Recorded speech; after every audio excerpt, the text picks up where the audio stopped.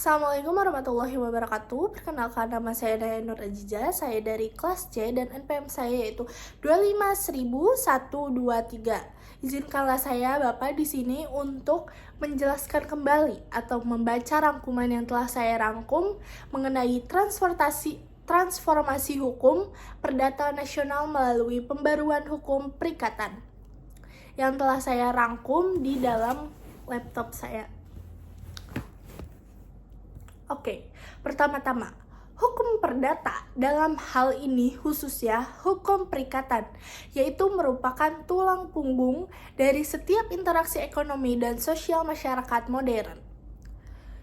Hukum perikatan dalam perdata diatur dalam buku ketiga Kitab Undang-Undang Hukum Perdata atau KUH PDT, yaitu KUH Perdata yang merupakan warisan dari kolonial KUH Perdata atau Burgerlijk Wetboek atau yang dapat disingkat dengan sebutan BW, dipengaruhi oleh sistem hukum Belanda yang disahkan sejak tahun 1847.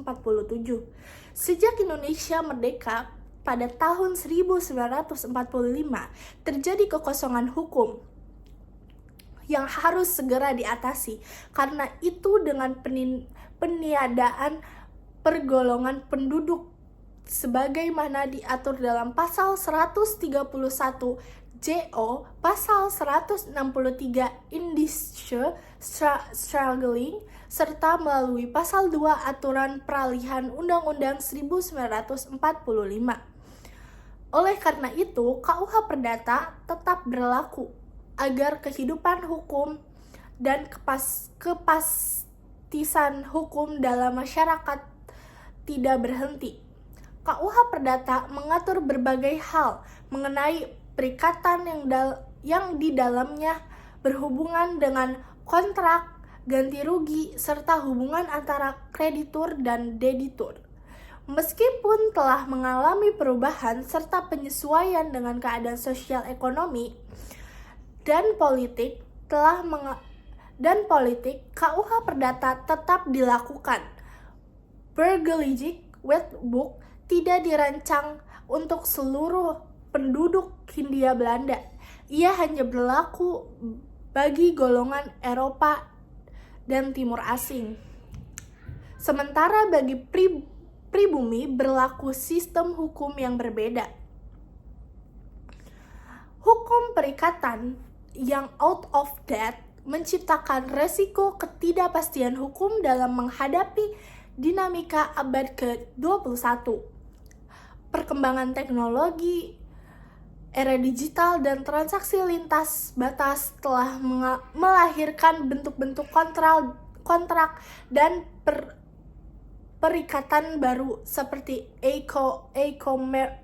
eco-marriage, badan hukum perlindungan data pribadi, dan serta pembiayaan inovatif yang sering kali tidak terakomodasi secara memadai dalam rangka hukum lama. Kondisi tersebut menimbulkan dua tantangan besar, yakni ketidakpastian hukum, yaitu kurangnya regulasi yang edukatif membuat sengketa modern sulit diselesaikan, serta tantangan yang kedua yaitu kesenjangan keadilan yang dimana norma lama gagal memberikan perlindungan hukum memadai bagi pihak yang lemah, terutama dalam kontrak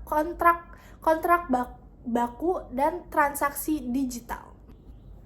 Adapun isu krusial mengenai hukum keperdataan yaitu pembaruan hukum perikatan yang menuntut kita mengikuti perkembangan global seperti UNIDROIT, Principles of International Commercial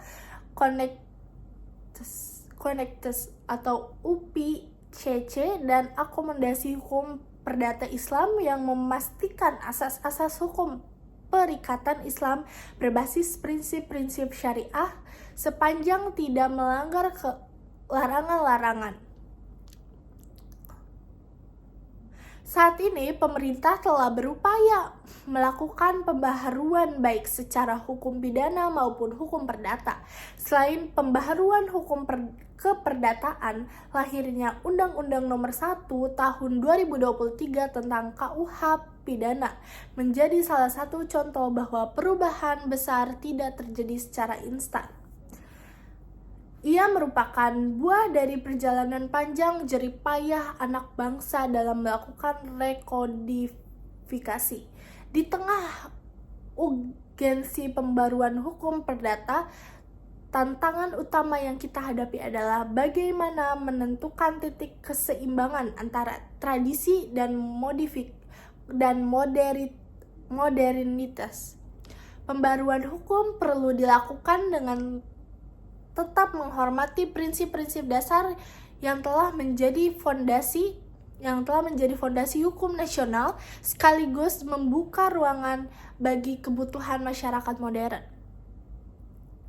Tidak dapat dipungkiri, kitab ini telah memberikan fondasi yang kokoh bagi praktik hukum perdata Indonesia.